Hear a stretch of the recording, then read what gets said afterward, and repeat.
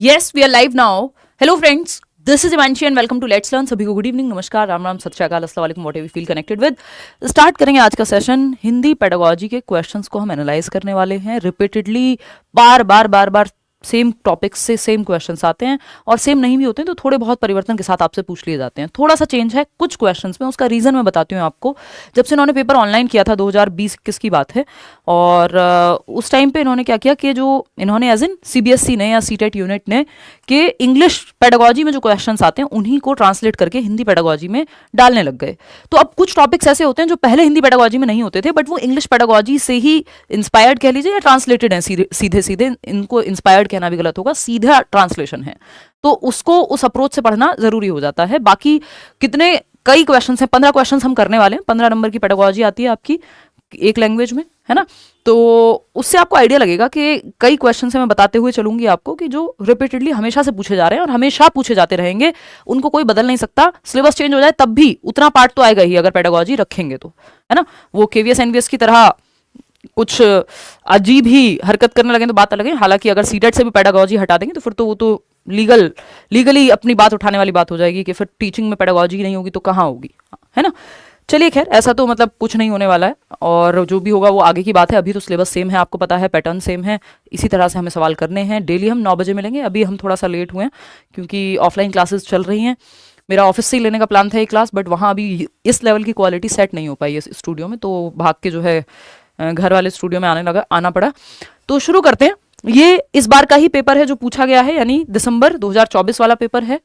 Paper 1 हो paper 2 हो, language की पेडागोजी एकदम सेम है। इसके बाद हम कुछ क्वेश्चंस इस तरह से करेंगे। ये एक क्वेश्चन पेपर था जो मैंने सीडीपी का कुछ दिन पहले एनालाइज कराया था, अब हम हिंदी कर रहे हैं। इसके बाद हम एक अलग सीरीज शुरू करेंगे मंडे से, ठीक 9 बजे रात को लाइव यूट्यूब पे भी। और जो बैचेस हैं, अगर आप करियर विल पे नहीं जुड़े हैं तो आप जुड़ जाइएगा, तो वहाँ भी आप एनरोल कर सकते हैं अगर नहीं किया है, इनकेस आपने एनरोल। तो बात सही है बैच में, ठीक है। चाहे वो D2+B का बैच हो, केवीएस एनवीएस हो, सीटेट हो, जितने भी टीचिंग के बैचेस हैं वो टीचिंग सेक्शन में करियर विल के जाके आप एनरोल कर सकते हैं।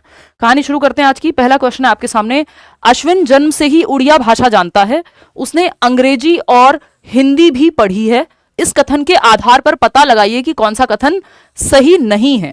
जहां नहीं लिखा होता है, नॉट लिखा होता है, वहां आपको क्वेश्चन को ध्यान से अटेम्प्ट करना होता है। पोल आपके सामने है, नहीं तो गड़बड़ हो जाती है। अश्विन एक बच्चा है जो उड़िया भाषा जानता है। उसे अंग्रेजी यानी इंग्लिश भी आती है और उसे हिंदी भी आती है। जैसे आपकी मातृभाषा, मान लीजिए आपने पंजाबी है, आपने इंग्लिश भी सीख ली और साथ में आपने हिंदी भी सीखी। मातृभाषा, मदर टंग क्या है? वो है आपकी पंजाबी, या जो भी जिसकी भी मातृभाषा है, ठीक। तो यहां पे अश्विन एक बच्चा है जिसकी जो जन्म से ही उसको उड़िया भाषा जानता है। वो उड़िया मतलब उसका अर्जित भाषा है, भाषा अर्जन है। ये भाषा अर्जन और अधिगम का ऐसा कोई साल नहीं है जब सवाल ना आता हो यहां से, ठीक है। तो उसका अंग्रेजी अधिगम भाषा अर्जन है, यानी जो उसका इंग्लिश सीखना है वो लैंग्वेज लर्निंग का पार्ट है, बिल्कुल, क्योंकि दूसरी भाषा सीखी जाती है, लर्न की जाती है। मातृभाषा हमेशा जो है वो अर्जित की जाती है, क्योंकि जो घर में बोली जा रही है माहौल से आप अर्जित कर लेंगे, बटोर लेंगे। जैसे आपके घर में अगर हिंदी मैं मान के चल रही हूँ कि आपके घर में हिंदी या हिंदी के आसपास की कोई भाषा बोली जाती होगी, तो हिंदी आपने माहौल से अर्जित कर ली, कार्टून देख के, मूवी देख के, घर वालों से सुन के। उसके लिए आपको कोई किताब पढ़ने की जरूरत नहीं पड़ी होगी। तो जो भाषा हम बिना किसी किताब के, बिना किसी व्याकरण के, वातावरण से अर्जित कर लेते हैं, वो जनरली हमारी मातृभाषा या फर्स्ट लैंग्वेज होती है, ठीक। इंग्लिश क्योंकि उसकी फर्स्ट लैंग्वेज नहीं है, मदर टंग नहीं है, उसने अर्जित नहीं की, अर्जन किया है, लैंग्वेज लर्निंग की है, लैंग्वेज एक्विजिशन नहीं है। ये इंग्लिश में भी इसलिए बता के चलूंगी क्योंकि ये सीधा इंग्लिश से ही ट्रांसलेशन है। सेकेंड ऑप्शन है उसका उड़िया अधिगम भाषा अर्जन है। ये बात एकदम सही है कि जो उड़िया भाषा है, जो वो जानता है भाषा, जो उसकी मदर टंग है, फर्स्ट लैंग्वेज है, मातृभाषा है, उसको उसने अर्जित किया है, एक्वायर किया है, इनहेरिट किया है। जैसे लोग प्रॉपर्टी इनहेरिट करते हैं अपने माँ बाप से, विरासत में उनको मिलती है, ऐसे ही भाषा भी हमें, जो हमारी मातृभाषा है, वो विरासत में मिलती है, अर्जित करते हैं। उसमें हमारा कोई एक्स्ट्रा एफर्ट नहीं लगता उस भाषा को सीखने में, आप माहौल से एक्वायर कर लेते हो। थर्ड है उसका हिंदी अधिगम भाषा अधिगम है।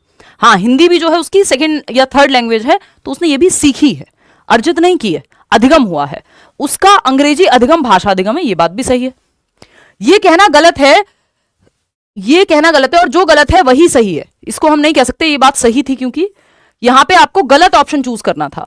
तो अंग्रेजी अधिगम भाषा अर्जन है, ये कहना गलत होगा, और जो गलत है वही सही है, क्योंकि पूछा ही गलत है, नहीं पूछा है आपसे। तो first option is the right answer, क्योंकि यही गलत है, गलत ऑप्शन पूछा था, ठीक है, भाषा अधिगम और अर्जन में आप इतना अंतर तो समझते हैं कि अर्जन का मतलब है जो नेचुरली आपने अपनी मदर टंग को, अपनी मातृभाषा को बिना किताब के, बिना व्याकरण के सीखा है वातावरण से। अधिगम जो है इसमें एफर्ट और प्रैक्टिस लगती है कि आप बार बार ABCD लिखना सीखा आपने, अ से अनार, आ से आम लिखना सीखा, व्याकरण सीखी, स्कूल में सीखी भाषा, या कोई स्पीकिंग कोर्स किया। तो अधिगम में आपकी कोई भी सेकंड लैंग्वेज, थर्ड लैंग्वेज, जो भी भाषाएं आप सीख रहे हैं, प्रॉपर जर्मन सीखी, जो भी कोई भी लैंग्वेज है, तो सेकंड, थर्ड या जो भी मदर टंग नहीं है वो आप सीखते हैं। दूसरी भाषा का भी एक्विजिशन संभव है, लेकिन वो एक अलग थियोरी है। ठीक है जी, ये सवाल पूछा जाता है। कह रहे हो कि ये तो पुराना डायलॉग है। हाँ, ये पुराना डायलॉग है। हम काफी सालों से जो है, पिछले 9 सालों से यही बात करते आ रहे हैं कि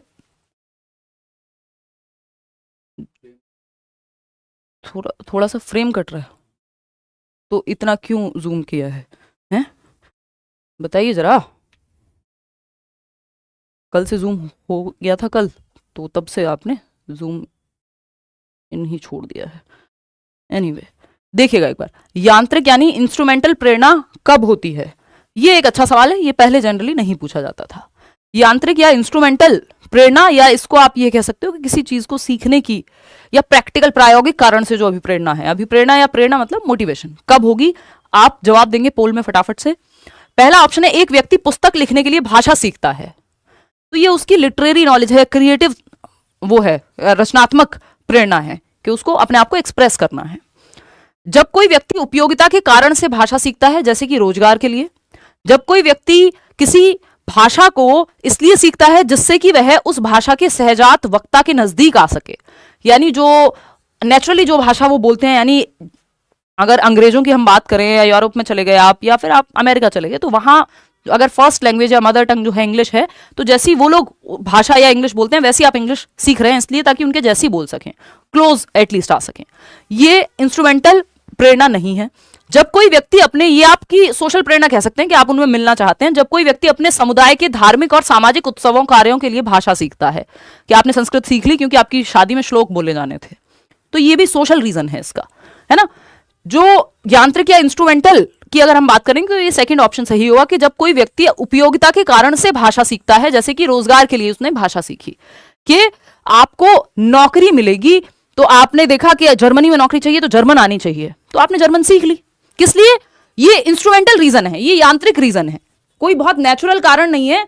आपको क्या चाहिए? आपको रोजगार चाहिए, आपके पास ऐसा पर्पज है जो प्रैक्टिकल रीजन से, उपयोगिता की दृष्टि से आपने ये भाषा सीखी है, ना कि कोई शौक में या बाकी क्रिएटिव एंडेवर्स के लिए कि आपको इस भाषा में किताब लिखनी थी इसलिए सीखी है, रोजगार के लिए सीखी है। तो इसी को हम यांत्रिक या इंस्ट्रूमेंटल प्रेरणा कहते हैं, या प्रायोगिक या प्रैक्टिकल यूज से आपने लैंग्वेज को सीखा है। क्वेश्चन नंबर 3 देख लीजिए, जिसको 138 भी आप बोल सकते हो। ठीक, ये क्या कहता है? कृपा और कर्ण जुड़वा हैं, यानी एक बच्चा है कृपा या बच्ची है कृपा और एक बच्चा है कर्ण, जुड़वा है और मणिपुरी की विशेष बोली बोलते हैं। हालांकि उनके बोलने में विभिन्नता है, यानी दोनों में डिफरेंस है, भाषा एक ही है लेकिन बोलते अलग तरीके से हैं। बोली बोलने के उनके व्यक्तिगत विशेष तरीके को किस रूप में जाना जाएगा? यानी घर में 2 भाई बहन भी हैं, तो आपका दोनों का हिंदी में ही आप बात करते हैं, लेकिन दोनों का बोलने की शैली डिफरेंट होगी। यानी आप देखेंगे, या पति पत्नी भी हैं, दोस्त भी हैं, आप कॉलेज भी जाते होंगे, आप देखते होंगे, आपको पता है कि अगर आप, कई लोग नकल करते हैं ना कि फलाने सर देखो इंग्लिश वाली मैडम वो ऐसे बोलती हैं, या वो हिंदी वाले सर हैं वो ऐसे बोलते हैं, तो वो बोल के दिखाते हैं प्रॉपर उसी भाषा में, जबकि वो सेम लैंग्वेज बोल रहे हैं दोनों, लेकिन अपनी शैली होगी दोनों की, बोलने का लहजा होगा, है ना, या अपनी वोकैबुलरी होती है कि कुछ शब्द आप इस्तेमाल करते हैं पर्टिकुलरली। तो अगर हम देखते हैं तो ये किस रूप में जाना जाएगा? बोली को बोलना, मणिपुरी बोली, व्यक्ति भाषा या वाक क्रिया? कितने लोग ज्यादा जवाब दे रहे हैं? हाँ ठीक है, 70% लोग सही जवाब दे रहे हैं कि व्यक्ति भाषा या इडियोलेक्ट बोलते हैं, या आइडियोलेक्ट बोलते हैं, यानी इंडिविजुअल का डायलेक्ट। आइडियोलेक्ट यानी इंडिविजुअल का डायलेक्ट, इडियोलेक्ट इसको यूज करते हैं इंग्लिश में, यानी इंडिविजुअल की अपनी शैली है बोलने की भाषा को, डायलेक्ट है बेसिकली, डायलेक्ट है, अपनी अपना तरीका है बोलने का। सेम भाषा बोल रहे हैं दोनों कृपा और कर्ण, बस तरीका अलग है, तो व्यक्ति भाषा हो गई है, स्टाइल डिफरेंट है। क्वेश्चन नंबर 4 या 139 देखिए, भारत के संविधान में अंग्रेजी भाषा की क्या स्थिति है? अब ये जमानों से आने वाला क्वेश्चन है, हर बार हम करते हैं, हर बार पूछा भी जा सकता है, कभी हिंदी में पूछ लेता है, कभी इंग्लिश में पूछ लेता है कि हिंदी की क्या स्थिति है। अब देखो ये वैसे अगर आप देखोगे इसको तो ये हिंदी वाला सेक्शन है, ये हिंदी लैंग्वेज का क्वेश्चन है जो आया हुआ है पेपर में, हिंदी में पूछा हुआ सवाल है। लेकिन क्या पूछा है कि भारत के संविधान में अंग्रेजी भाषा की क्या स्थिति है, ये सवाल हिंदी पेडागोजी में पूछा है। अब आप सोचेंगे क्यों, क्योंकि इंग्लिश से सीधा ट्रांसलेशन है, एक क्वेश्चन भी ये लोग अलग से नहीं बनाते हैं। अब जो इंग्लिश पेडागोजी में क्वेश्चंस बने उन्हीं को ट्रांसलेट कर देते हैं हिंदी में एज इट इज। इसका प्रोबेबल रीजन जो है ये यही है।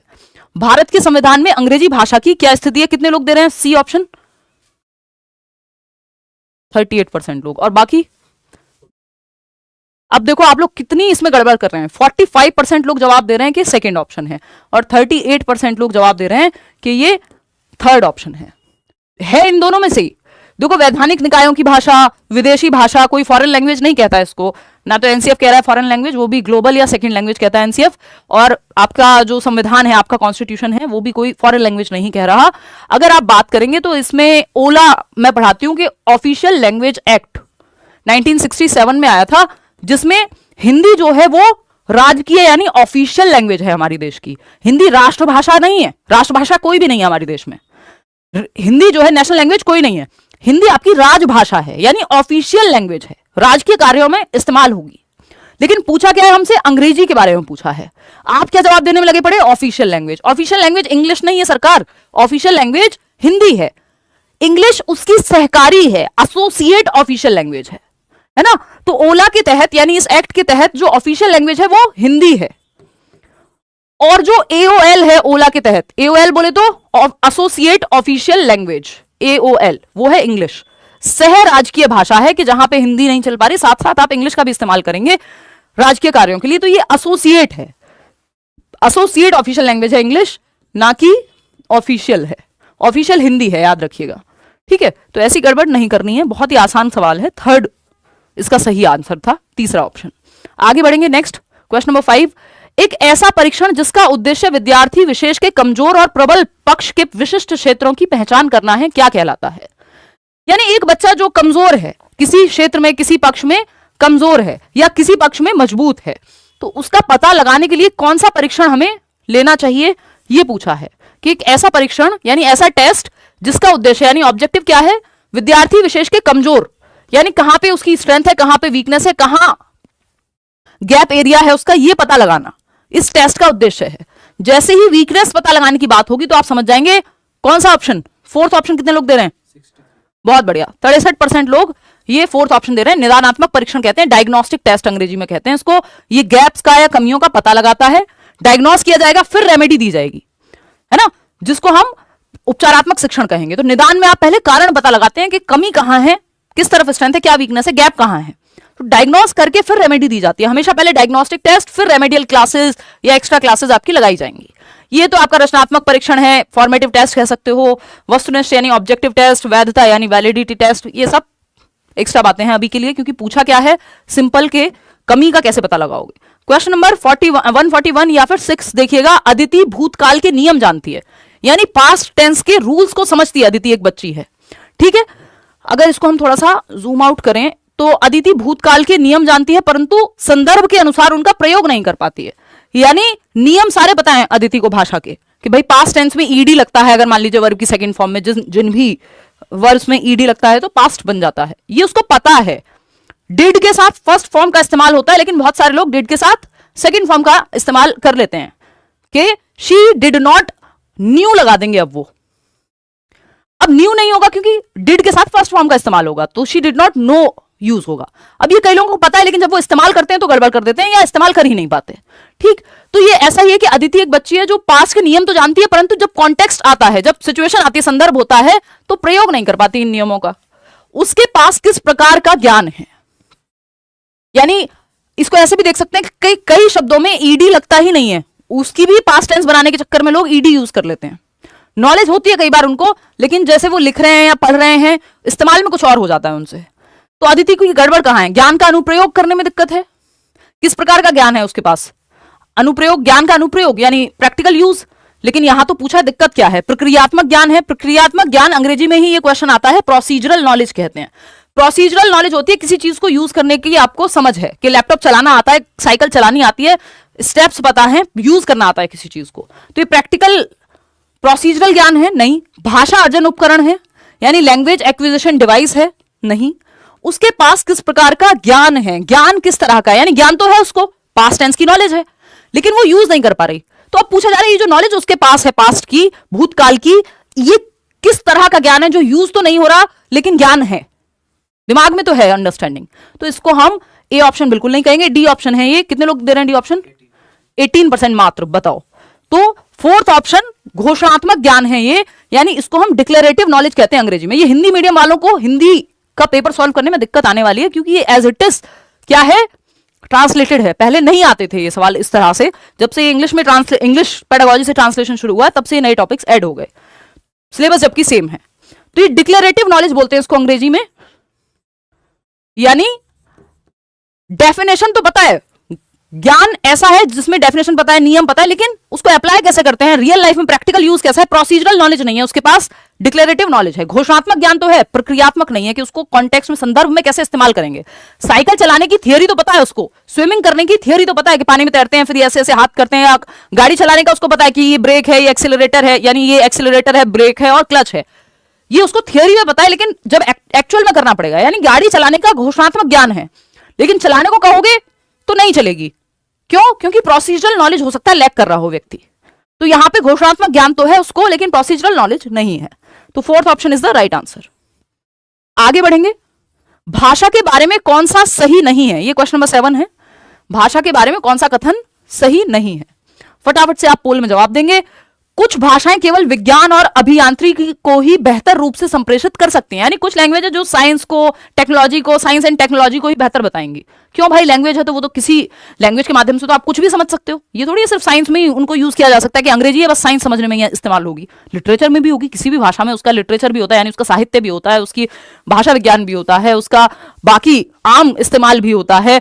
उसके अलावा अगर हम बात कर रहे हैं आर्ट एंड कल्चर से लेकर के, साइंस एंड टेक से लेकर, मैथमेटिक्स से लेकर, सब जगह भाषा इस्तेमाल हो सकती है। तो ये कहना तो हमें उचित नहीं लग रहा, फिर भी हमें बाकी ऑप्शन चेक करने होंगे। कितने लोग कौन सा ऑप्शन सबसे ज्यादा दे रहे हैं? 1, ठीक है। भाषा पहचान अभिव्यक्त करती है, यानी व्यक्ति की आइडेंटिटी को एक्सप्रेस करती है लैंग्वेज, बिल्कुल सही है। वो किस कल्चर से आता है, कहां से आता है, ये वो एक्सप्रेस करेगी। भाषा जो है, भाषा इतिहास का खजाना है, ये बात भी सही है कि भाई हिस्टोरिकली इवॉल्व हुई है या चेंज हुई है, इंप्रूव हुई है, विद टाइम डायनेमिकली चेंज हुई है लैंग्वेज। ये इतिहास के बारे में बता दिए कि उस समय किस भाषा का हम इस्तेमाल करते थे। आप कोई पुरानी मूवी देखेंगे इतिहास पे या आजादी के समय की, तो अलग तरह की वोकैबुलरी, राजा महाराजा के टाइम का कुछ देख रहे होंगे तो अलग तरह की वोकैबुलरी यूज कर रहे होंगे, है ना। कि पता नहीं कौन सा डायलॉग है वो जो उसमें इस्तेमाल किया है प्रियंका चोपड़ा का, कि आपने तो हमसे हमारा गुरूर छीन लिया, समथिंग समथिंग। तो आप देख रहे हैं नॉर्मली थोड़ी हम ऐसे बात करते हैं आम भाषा में, लेकिन वो इतिहास का खजाना है भाषा, कि उस समय पे ऐसी बात होती होगी, इस तरह से लोग बात करते होंगे, हम आ रहे हैं, हम जा रहे हैं, कितने लोग, अकेले ही ना, लेकिन उस समय, इतिहास, पुराने समय की बात, वो उस समय काल के बारे में बता रही है वो भाषा जो है, जो इस्तेमाल कर रहे हैं आप। भाषा मानव ज्ञान के कुल योग में योगदान देती है, यानी जो ओवरऑल नॉलेज है हमारी, उसमें कंट्रीब्यूशन या कंट्रीब्यूट करती है लैंग्वेज। भाई लैंग्वेज से आप लिटरेचर पढ़ सकते हैं, अच्छे लोगों को सुन सकते हैं, संवाद कर सकते हैं, तो भाषा हमारे ज्ञान के संवर्धन में बहुत मदद करती है। फर्स्ट ऑप्शन ही है जो गलत है, और जो गलत है वही सही है, क्योंकि पूछा ही गलत है, नहीं लिखा हुआ है ऑप्शन में। कुछ भाषाएं केवल विज्ञान और अभियांत्रिकी को ही बेहतर रूप से संप्रेषित करती हैं, यानी साइंस एंड टेक को ही अच्छे से कम्युनिकेट कर सकती हैं कुछ भाषाएं, ये कहना गलत होगा। ये आपने लिमिट कर दिया, लैंग्वेज को जबरदस्ती बांध दिया। भाई भाषा है तो सब कुछ कर सकते हैं, भाषा कम्युनिकेट भी करेगी, आर्ट में भी, संगीत में भी इस्तेमाल होगी, साइंस में भी इस्तेमाल होगी, हिस्ट्री में भी इस्तेमाल होगी। ऐसा थोड़ी सिर्फ साइंस एंड टेक को ही कुछ भाषाएं जो है वो बताएंगी, ये कहना गलत होगा। तो फर्स्ट ऑप्शन यहां सही है, क्योंकि यही गलत है। भाषा की कक्षा में परियोजना कार्य की अभिकल्पना करने और उसे क्रियान्वित करने में क्या क्या चरण संलग्न है, यानी जो प्रोजेक्ट मेथड है। अब ये इन्होंने थोड़ा सा out of the box question इस सब्जेक्ट के लिए दे दिया है, वैसे ये सीडीपी में आता तो सही रहता। देखिएगा एक बार, सवाल है हमसे कि भाषा की कक्षा में परियोजना कार्य यानी प्रोजेक्ट वर्क दिया हुआ है, प्रोजेक्ट वर्क हमेशा ग्रुप में होता है, कि अभिकल्पना करने और उसे क्रियान्वित करने में क्या क्या चरण संलग्न है, यानी ग्रुप में कोई काम दिया है या प्रोजेक्ट दिया है कोई बेसिकली, तो उसको कैसे, उसमें क्या क्या स्टेप्स होंगे इस प्रोजेक्ट के कंप्लीशन में। तो पहला है कि आप अध्यापक और शिक्षार्थी मिलकर अपनी इच्छा अनुसार अपने तरीके से परियोजना कार्य की अभिकल्पना और क्रियान्वयन कर सकते हैं। भाई आपसे पूछा है कि क्या क्या चरण शामिल हैं, ये इन्होंने थ्योरेटिकल बात बता दी। समूह बना लेंगे पहले, फिर योजना बनाएंगे, फिर आंकड़ों का संग्रहीकरण करेंगे, या फिर पहले समूह बनाएंगे और फिर टॉपिक की पहचान करेंगे, क्योंकि ग्रुप में होना है ना, ये प्रोजेक्ट जो है ग्रुप में दिया जाता है। तो टॉपिक बाद में चूज करेंगे, आप पहले समूह बनाएंगे, है ना, और योजना बाद में बनेगी, पहले टॉपिक पता होना चाहिए। तो ये यहां ठीक हो जाता है। यहां समूह बनाना, टॉपिक की पहचान करना, योजना बनाना, यहां तक सही है। आंकड़ों का संग्रहीकरण, यानी आप इंफॉर्मेशन को इकट्ठा कर रहे हैं कि इस टॉपिक पे आपके पास क्या क्या इंफॉर्मेशन हो सकती है, वो आप कर रहे हैं। फिर आप प्रारूप लेखन कर रहे हैं, नहीं, पहले आंकड़ों का, जब आंकड़े यानी डेटा आपने कलेक्ट कर लिया, अब डेटा को आप एक्सप्लेन करेंगे, एलैबोरेट करेंगे, समझेंगे उसको। फिर प्रारूप लेखन और रिपोर्ट फाइल की जाएगी, कंक्लूजन पे बाद में पहुंचा जाएगा। तो हम ये नहीं कह सकते कि आंकड़े यानी डेटा कलेक्ट किया और फिर डायरेक्ट आपने प्रारूप बना लिया कि कंप्लीशन की तरफ आप चले गए। पहले आपको वो डेटा एनालाइज भी तो करना है ना, एक्सप्लेन भी तो करना है, एलैबोरेट भी तो करना है। तो सी ऑप्शन यहां सही है, बाकी गलत हो जाते हैं। ये हम अलग से कुछ क्लासेस लेंगे तब इसको, और अगर इस तरह के जो भी नए टॉपिक्स पे क्वेश्चन पूछा जाएगा, क्योंकि ये जनरली नहीं पूछा जाता, कॉमन सवाल नहीं है। आता है 144 नंबर का सवाल, जो कि आपका ये बहुत कॉमन है, हिंदी इंग्लिश दोनों में आता है। टॉप डाउन अप्रोच, श्रवण के शीर्ष अधोमुखी उपागम, यानी टॉप डाउन अप्रोच। एक होता है बॉटम अप, एक होता है टॉप डाउन। लैंग्वेज में बहुत आता है ये सवाल, हिंदी में भी और इंग्लिश में भी। तो श्रवण के अधोमुखी उपागम या टॉप डाउन अप्रोच, टॉप से डाउन। टॉप क्या होता है, किसी भी चीज का फाइनल कंक्लूजन या फाइनल जो भी पूर्ण रूप हो सकता है। होल की अगर हम बात करें तो होल टू पार्ट्स जाता है एक तरह से, ठीक। तो प्रत्येक ध्वनि, शब्द, वाक्यांश, उपवाक्य और वाक्यों को सुनना, ये बॉटम अप अप्रोच है कि साउंड से शुरू करके वर्ड पे गए, वर्ड से शुरू करके सेंटेंस पे गए, सेंटेंस से शुरू करके आपके पैराग्राफ पे गए, पैराग्राफ से स्टोरी पे गए, नीचे से ऊपर की ओर, बिल्कुल नीचे से, बॉटम से। बॉटम क्या, ध्वनि, साउंड होती है लैंग्वेज में, फिर साउंड से शब्द बन पाएगा। तो ये बॉटम अप है, ना कि टॉप डाउन। विशिष्ट वर्णों की ओर ध्यान देना, अगेन अगर आप अक्षरों पे या लेटर्स पे या साउंड्स पे ध्यान दे रहे हैं तो फिर वहां से आप उनको कंबाइन करके एक वर्ड बनाना सीखेंगे, फिर वर्ड से फ्रेज सीखेंगे, फ्रेज से सेंटेंस सीखेंगे। तो ये भी बॉटम अप हो जाएगा, ये टॉप डाउन नहीं है।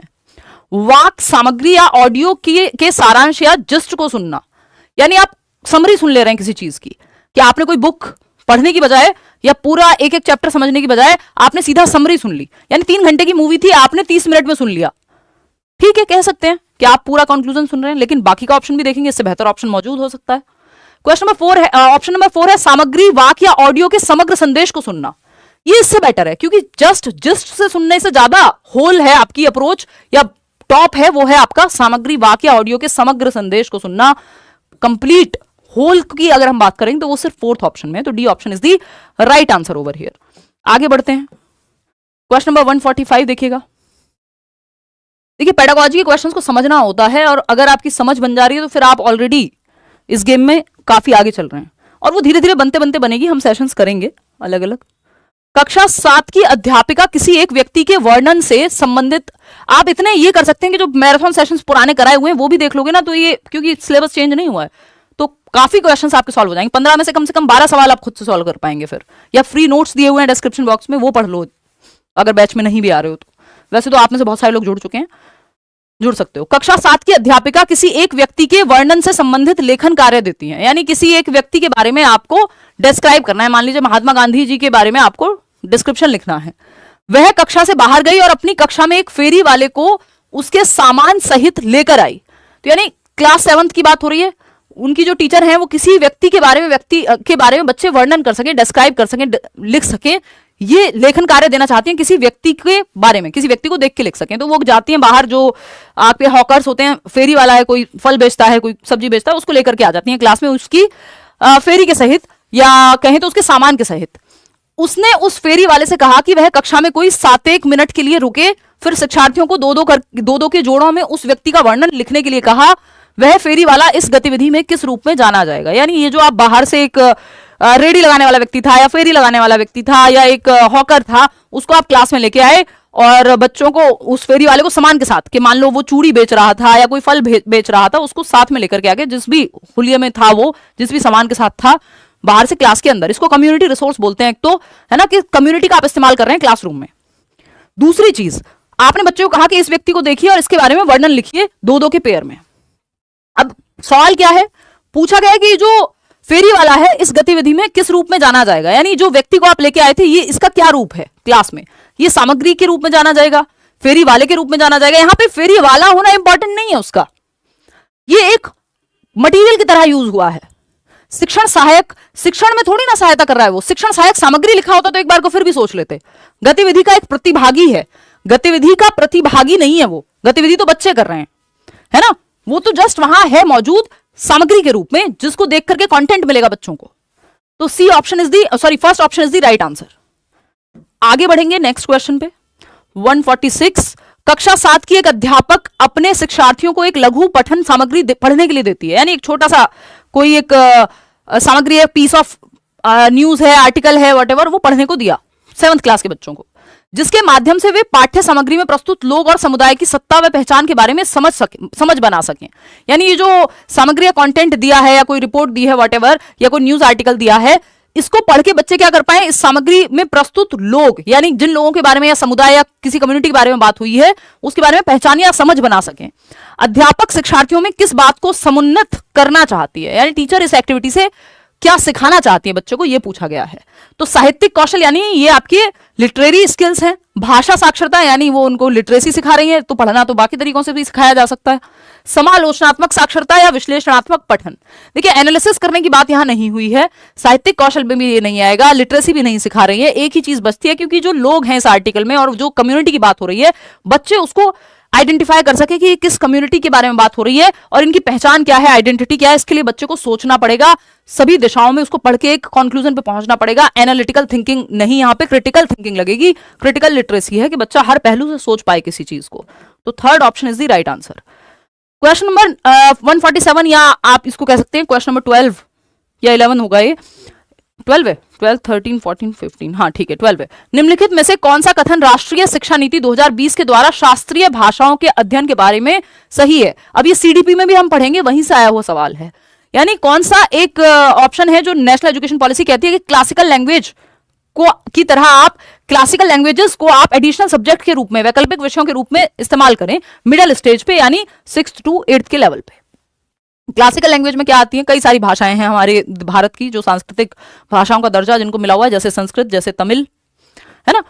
तो यहां पे बात हो रही है कि शास्त्रीय भाषाओं के अध्ययन के बारे में क्या सही है कि माध्यमिक चरण में एक केंद्रक या कोर भाषा के रूप में शास्त्रीय भाषा, मैंने आपको इसका जवाब दे दिया ऑलरेडी एक्सप्लेनेशन में, फ्लो में।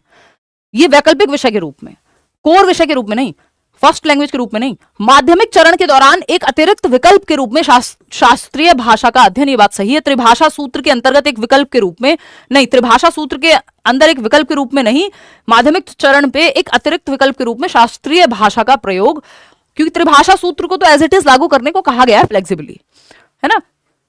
प्रेपरेटरी चरण के दौरान नहीं, माध्यमिक चरण में आप एज एन एडिशनल लैंग्वेज इसको यूज करेंगे, क्लासिकल लैंग्वेजेस को, जैसे संस्कृत भी है जिसका पार्ट। क्वेश्चन नंबर 148 देखिएगा, यहां एक पाठ्य सामग्री दी गई है, आप आ रहे हैं ना फ्रेम में, हाँ, यहां एक पाठ्य सामग्री दी गई है, पता लगाइए कि यह पाठ्य सामग्री भाषा की किस प्रयुक्ति या रजिस्टर से संबंधित है। पाठ्य सामग्री ये है, आपके सामने कुछ 4 लाइन्स हैं, इनको पढ़ के पता लगाना है कि कैसा रजिस्टर है, क्या प्रयुक्ति है। अचानक क्रांति के बाद ऐसा संभव लगने लगा कि बदलाव आएगा।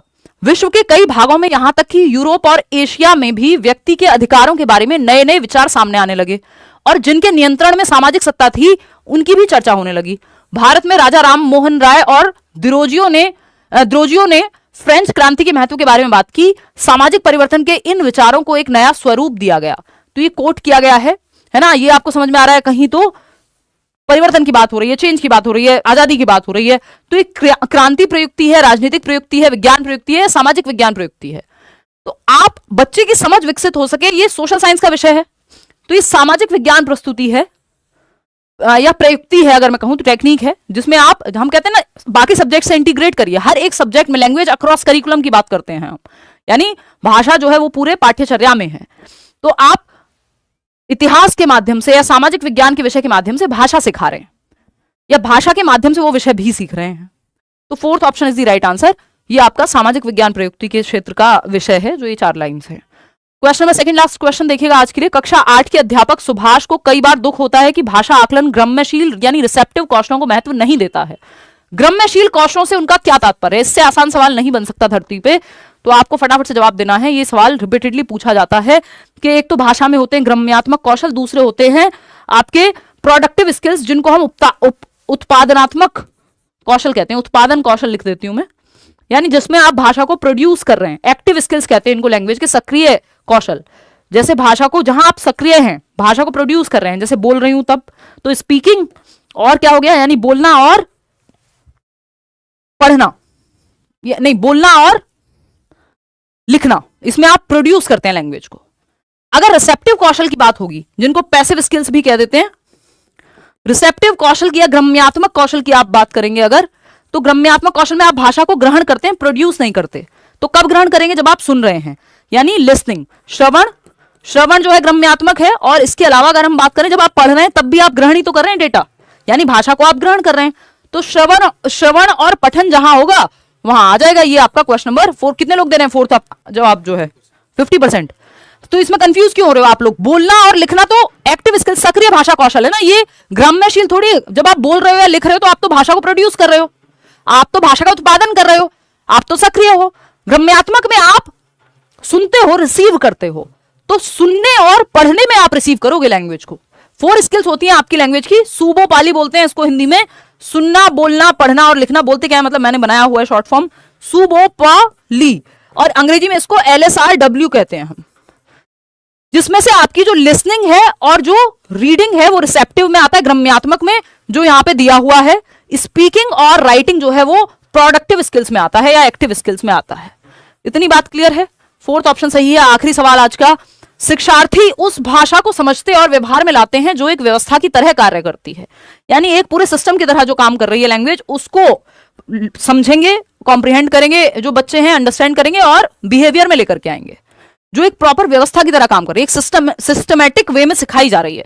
तो युक्तिपरक दक्षता है, ये कोई टेक्निक है। सर्वांगी या सिस्टमिक दक्षता है, यानी एक्यूरेसी, जो वो पूरी जो आपकी पकड़ है इसमें। संप्रेषणात्मक दक्षता है, यानी कम्युनिकेटिव मास्टरी कह लीजिए आप इसको, दक्षता को। सामाजिक भाषिक दक्षता है। देखिए यहाँ पे भाषा को यूज करने और उसको समझने की बात हो रही है, वो भी एक व्यवस्था की तरह जो कार्य कर रही है, यानी सर्वांगी या सिस्टमिक दक्षता है। सिस्टम के तहत, यानी एक कंप्लीट सिस्टमैटिक वे में कोई लैंग्वेज आप सीख रहे हैं। तो ऑप्शन नंबर 3 यहां पे सही हो जाएगा। आउट ऑफ 15 क्वेश्चंस कितने आपने सही किए वो आप चाहें तो बिल्कुल बता सकते हैं, उसमें कोई भी बात नहीं है, है ना। आउट ऑफ 15 क्वेश्चंस कितने क्वेश्चंस आपके ठीक हुए वो आप बता सकते हैं। आज के लिए इतना ही, ये एक एनालिसिस था। अभी आपकी समझ धीरे धीरे जब और क्वेश्चंस करेंगे, आप थोड़ा मैराथन सेशंस देख लोगे, थोड़ा सा आप या बैचेस में पढ़ लोगे, या फिर जो भी जिस भी तरह से आप पढ़ रहे हो, मतलब थोड़ा सा पढ़ भी लोगे और साथ साथ बाकी आने वाले सेशंस देखोगे तो क्लियर होंगी चीजें। पहले सेशन में ये मत सोचना मुझे तो कुछ नहीं आता, कोई बात नहीं, सब आ जाएगा, 2 महीने इनफ है, पढ़ लेंगे हम ठीक से और आपको फिर हेल्प भी हो जाएगी। और ये लैंग्वेज वाले क्वेश्चंस DEET+B वाले भी देख सकते हैं, क्योंकि वहां पे भी हिंदी के पेडागोजी के क्वेश्चंस पूछ लिए जाते हैं। ठीक है, चलिए आज के लिए इतना ही रखते हैं। कल मिलते हैं, नहीं कल नहीं मिलेंगे, अब हम सैटरडे संडे ऑफ है, मंडे मिलेंगे। बहुत हेक्टिक चल रहा है, online offline, paid batch, free YouTube, 50 चीजें एक साथ चल रही हैं। तो मंडे मिलते हैं शाम को 9 बजे, ठीक है। CDP के कुछ क्वेश्चंस हम मंडे को करेंगे। बैच में यार वो ऑलरेडी डिस्काउंटेड फी है, जितने में आप फॉर्म भर रहे हैं उतने में आप बैच ले पाएंगे, तो उसकी तो आप मत कहो कुछ और उसमें, है ना। पूरा तंत्र चलने में भी तो संसाधन लगते हैं ना। चलिए आज के लिए इतना ही। ये वीडियो आपको, ये सेशन, ये डिस्कशन पसंद आया हो, लाइक शेयर सब्सक्राइब आप कर दीजिएगा। बाकी अपने विचार कमेंट्स में बताइएगा। मंडे मिलते हैं रात को 9 बजे। Take care, bye bye. मैं कोशिश करूंगी मैक्सिमम जितनी क्लास ले पाऊं एक हफ्ते में, मंडे टू फ्राइडे के बीच में, उतनी ले पाऊं, मतलब लूं।